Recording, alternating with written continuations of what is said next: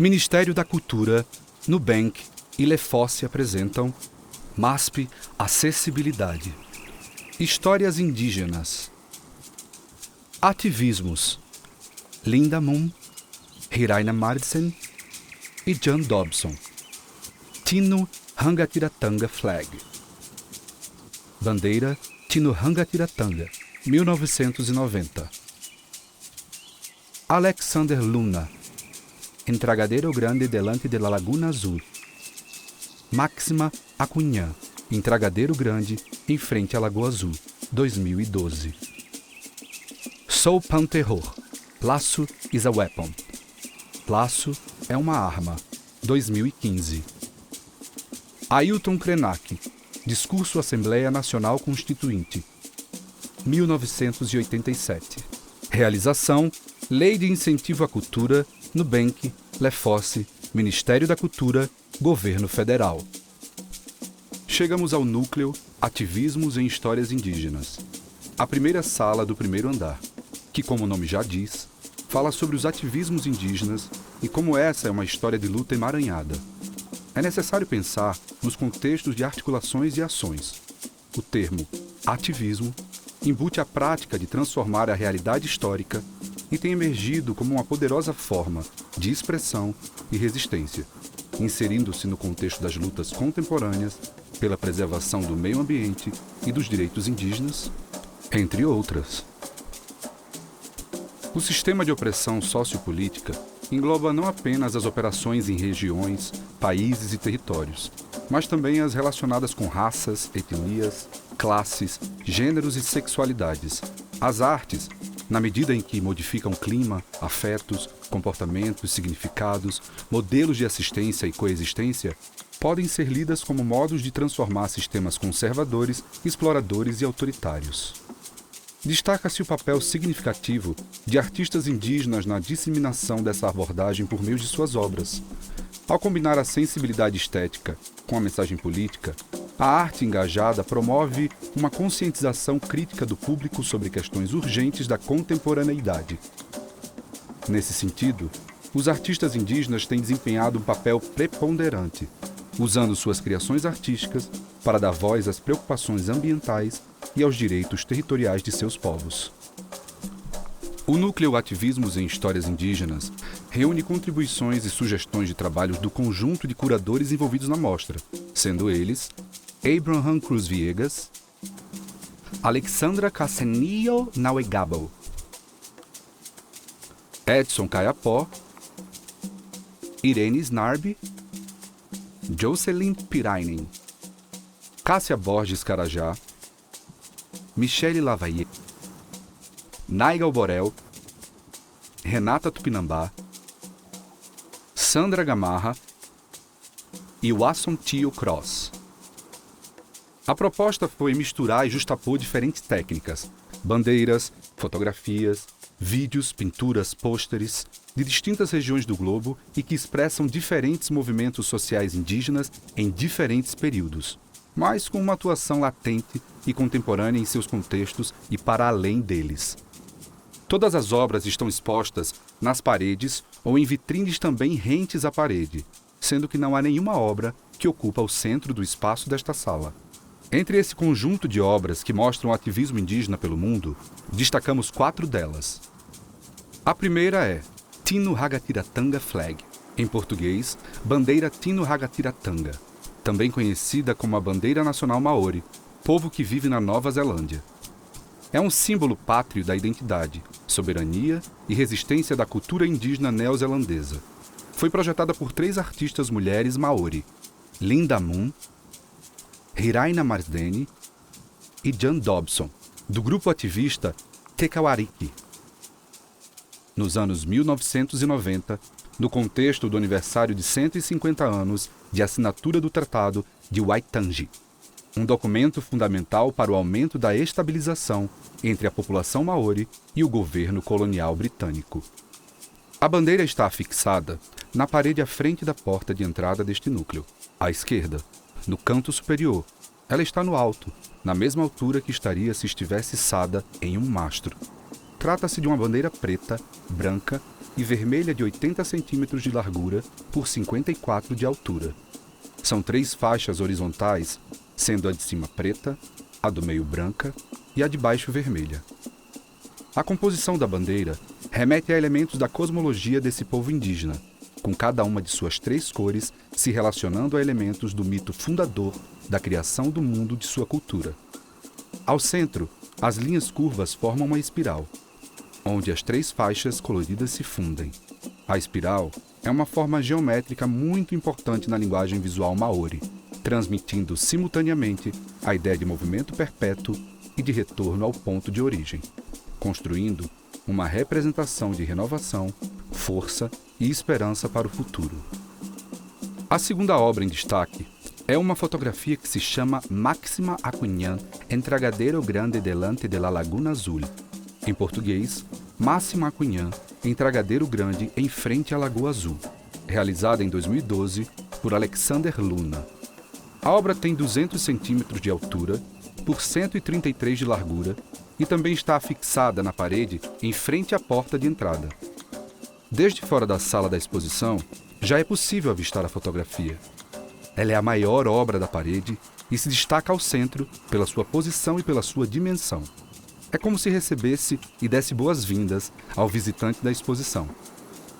A imagem mostra Máxima Acunhã, uma agricultora de subsistência dos Andes peruanos que se tornou símbolo da luta ambientalista indígena, após anos de resistência frente às ações violentas da mineradora estadunidense Newmont Corporation, em sua terra natal.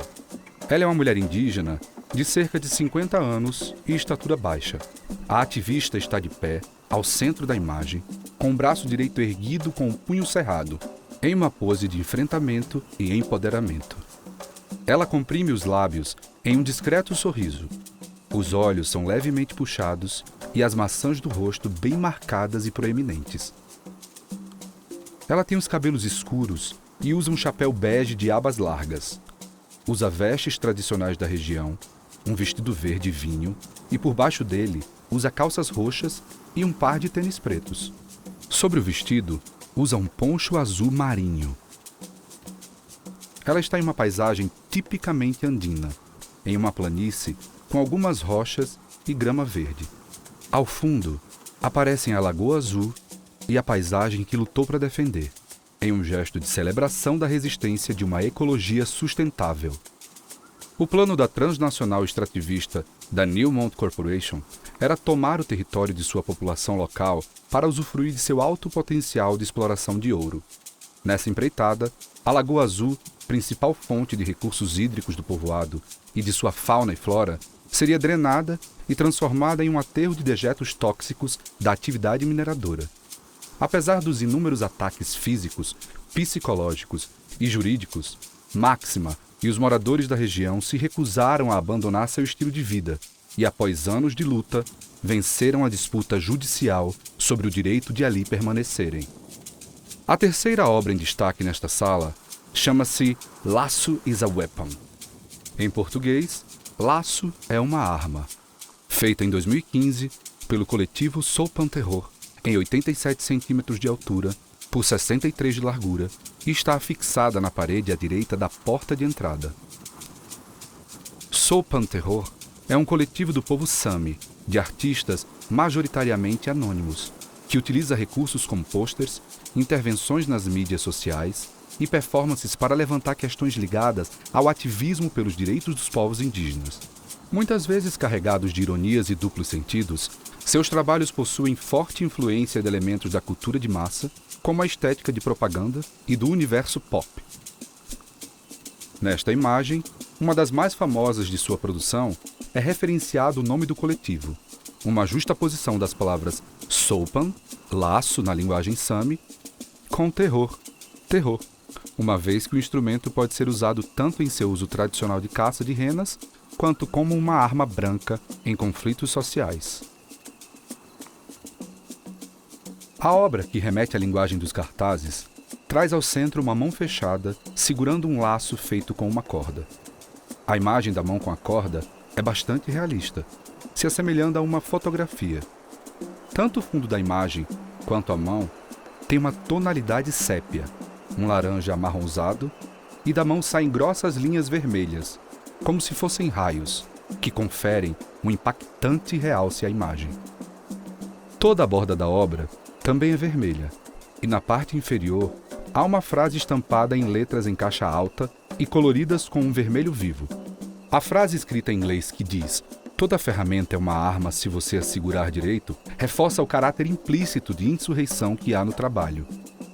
A última obra selecionada para o conteúdo de acessibilidade desta sala é um vídeo de pouco mais de 4 minutos, que mostra Ailton Krenak em um discurso na Assembleia Nacional Constituinte em 1987. O vídeo está projetado em som aberto, na parede da porta de entrada do espaço, de frente para a bandeira Tino Rangatiratanga, ao lado esquerdo de quem entra no espaço. Ailton Krenak é um poeta, ativista e líder indígena brasileiro, com uma longa trajetória de articulação política por direitos indígenas. Ele proferiu um discurso histórico na Assembleia Constituinte de 1987, convocada para formular a Constituição brasileira em vigor até hoje, defendendo que a Carta Magna incluísse garantias de cidadania dos povos originários. No vídeo, Krenak tinha cerca de 30 anos. Ele aparece com os cabelos pretos, ondulados e compridos, na altura da nuca. Seus olhos são castanhos, amendoados e brilhantes. As sobrancelhas são grossas. Ele veste um terno branco, camisa branca e gravata bege. Enquanto discursa, ele pinta seu rosto com uma tinta preta feita com genipapo, gesto realizado pelo povo Krenak em situações de luto. Ao final de sua fala, ele está com o rosto completamente preto. O terno branco destaca ainda mais sua cara pintada. Sua fala na Câmara dos Deputados, assim como outras movimentações políticas da causa indígena da época, teve grande repercussão, e no ano seguinte, o texto constitucional foi aprovado com um extenso capítulo dedicado aos povos indígenas, sua cultura e suas terras. Apesar dos pressupostos em texto de lei muitas vezes não serem colocados em prática na realidade, a inclusão de garantias constitucionais para os povos indígenas é uma grande conquista socio-jurídica, fruto de séculos de luta e militância anticolonial desse setor da sociedade. Ministério da Cultura, Nubank e Lefossi apresentam MASP Acessibilidade. Curadoria: Abraham Cruz Viegas, Cidade do México. Alessandra Castenillo Nauegabo, Jocelyn Pirainen, Michelle Lavalle e Wassontio Cross, Ottawa, Canadá. Bruce Johnson McLean, Canberra, Austrália. Edson Caiapó, Cássia Borges Carajá e Renata Tupinambá, Brasil. Irene Snarby, Tromsø, Noruega, Code. Nigel Borel, Auckland, Nova Zelândia. Sandra Gamarra, Lima, Peru. Coordenação curatorial: Adriano Pedrosa, Guilherme Gilfrida. Acessibilidade: Carlos Henry, Daniela Rodrigues, Vitória Machado. Produção audiovisual e consultoria em acessibilidade: Mais Diferenças.